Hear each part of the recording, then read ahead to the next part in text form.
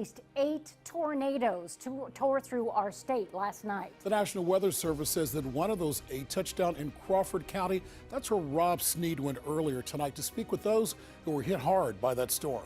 By the time the tornado dissipated just southwest of the McMinn County Airport, it had covered 37.3 miles with a maximum width of 800 yards and a maximum wind speed of 190 miles per hour. For most people, that day began like any other. They had no idea they were living the final hours of their old lives. The streets were alive with routine movement, familiar sounds, and the dangerous comfort of normalcy that makes people blind to approaching death. Parents kissed children goodbye, not knowing if they would see them again. Workers drove to jobs they would never finish. Students sat in classrooms that would soon cease to exist. There was no siren cutting through the air. There was no voice on the radio screaming at people to run for their lives. There was no countdown to zero. There was nothing. What happened next arrived like a predator in the night, without warning, without mercy, and without giving anyone time to understand they were about to die. The morning had betrayed them with clear skies and pleasant temperatures. Weather forecasts promised nothing unusual. Meteorologists smiled through their segments, completely unaware they were sending people into a death trap. The data looked normal. The satellites showed nothing alarming. Every instrument that should have screamed danger remained silent. Natural disasters usually give warnings. Storms are tracked days in advance. Hurricanes are named and feared before they make landfall. Earthquakes sometimes trigger warning systems seconds before the shaking starts. Volcanoes smoke and rumble, giving communities precious time to evacuate. But this disaster was different. It formed in silence, hiding in plain sight, assembling its killing power beneath an atmosphere that looked harmless. By the time anyone realized what was happening, it was already too late for many. Escape routes were closing. Time was running out. Death was already selecting its victims. The atmosphere turned weapon. What meteorologists would later discover made their blood run cold. The atmosphere had been building deadly tension for hours, creating a perfect storm of unstable conditions that happens maybe once in a generation. Warm air was shooting upward like rockets, while freezing air plunged downward, creating a violent collision of forces in the sky above unsuspecting people below. Wind shear was tearing the atmosphere apart at multiple levels. Moisture was being sucked up from the ground, feeding the growing monster. Pressure gradients were reaching extremes that the instruments had rarely recorded. The sky was becoming a bomb, and everyone underneath it had no idea they were standing at ground zero.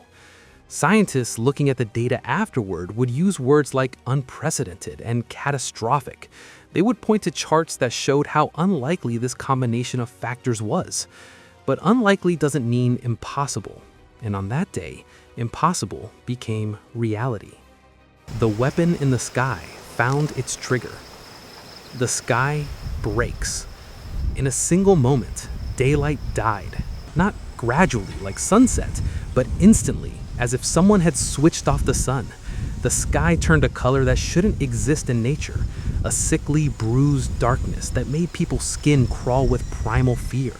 Something was terribly, fundamentally wrong. Then the wind came. It didn't build, it didn't warn. It exploded into existence with violence that felt supernatural.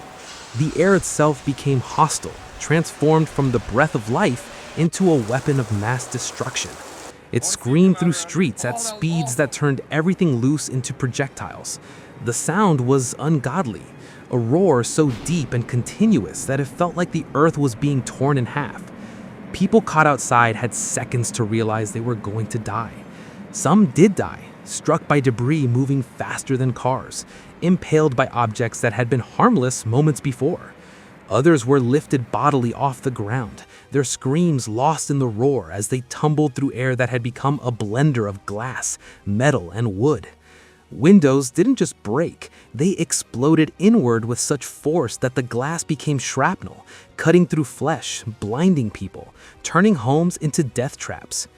Trees that had stood for 50 years snapped like toothpicks, their trunks splintering with sounds like gunshots. Telephone poles cracked and fell, bringing down power lines that sparked and whipped through the darkness like electric snakes. The debris cloud was apocalyptic. Stop signs torn from concrete spun through the air like helicopter blades. Roof tiles became throwing stars. Cars were shoved sideways, then lifted, then thrown. A bicycle became a missile. A trash can became a battering ram. Everything that wasn't bolted down, and some things that were, became ammunition in nature's assault. Trapped in the dark. Inside buildings, people experienced their own private nightmares. The power died instantly, plunging thousands into absolute darkness at the exact moment terror took hold. No lights, no phones, no communication with the outside world, just the sounds of destruction and the feeling that the walls around them might collapse any second. Some tried to run. They grabbed keys with shaking hands and rushed to cars, thinking they could outrun what was happening. They were wrong. Within minutes, roads became impassable graveyards of stalled vehicles. Visibility dropped to arm's length. People couldn't see the road in front of them, couldn't see other cars until they crashed into them, couldn't see the debris that would trap them in place. Some abandoned their vehicles and ran on foot into the chaos. Few of them made it to safety. Running blind in zero visibility through a storm of flying debris is a death sentence written in real time. Some froze where they were, paralyzed by a fear so complete that their bodies simply refused to move. They stood in hallways or huddled under desks, waiting for either salvation or the end. In one house, a family pressed themselves against interior walls as their home began to disintegrate around them. They could hear pieces of their roof being peeled away. They could feel the building shifting on its foundation. The father covered his children with his body, feeling debris hit his back, wondering which impact would be the one that killed him.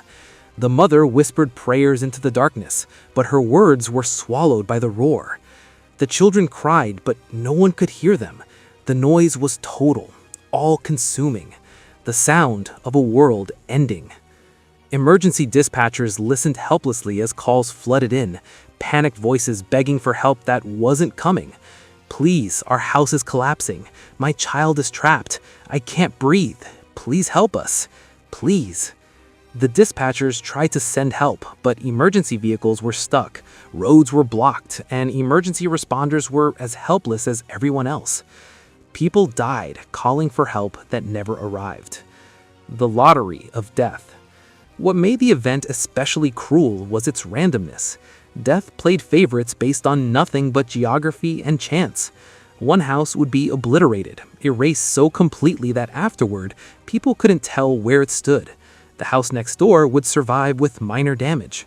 One family lost everything: home, possessions, and members they would bury in the coming days.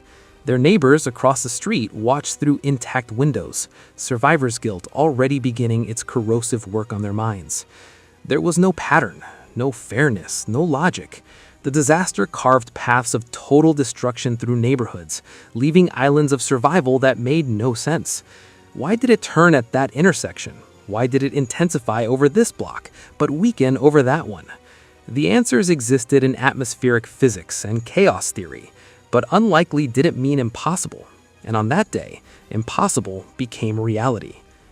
The weapon in the sky found its trigger. The aftermath of silence. When the core of the disaster finally passed, it left behind a silence that was somehow worse than the noise had been. The sudden absence of sound felt like pressure in the ears, disorienting and wrong. Then, slowly, other sounds filtered in. Distant sirens that sounded hollow and useless, the electrical snap and crackle of damaged power lines, car alarms bleeding pointlessly, and voices, desperate, broken voices calling names into ruins that no longer looked like anywhere anyone had known. "Sarah, Dad, Mom, help! Is anyone there? Please." Some of those names would never be answered. People emerged from wherever they had hidden, stepping into an alien landscape. Survivors described the same feeling, the uncanny sensation that they had been transported somewhere else, because surely this wasteland couldn't be their neighborhood. Their minds struggled to process the transformation. Buildings leaned at impossible angles, facades torn away to reveal interior rooms like dollhouses split open. Vehicles were stacked in piles, flipped upside down, or embedded in structures. Trees lay scattered like scattered matches, roots torn from earth that looked scraped raw. The ground itself had been rearranged, with dirt and debris distributed by forces beyond human comprehension. Personal items created the most disturbing landscape. A child's teddy bear sat pristine in the middle of a street of rubble. Family photos fluttered past like sad butterflies, images of happy moments now separated forever from the people in them. Wedding dresses hung from power lines like ghosts. Birthday cards were scattered across yards that no longer had houses attached to them. And there were other things too, things people didn't talk about but couldn't forget. The implications of certain shapes in certain places.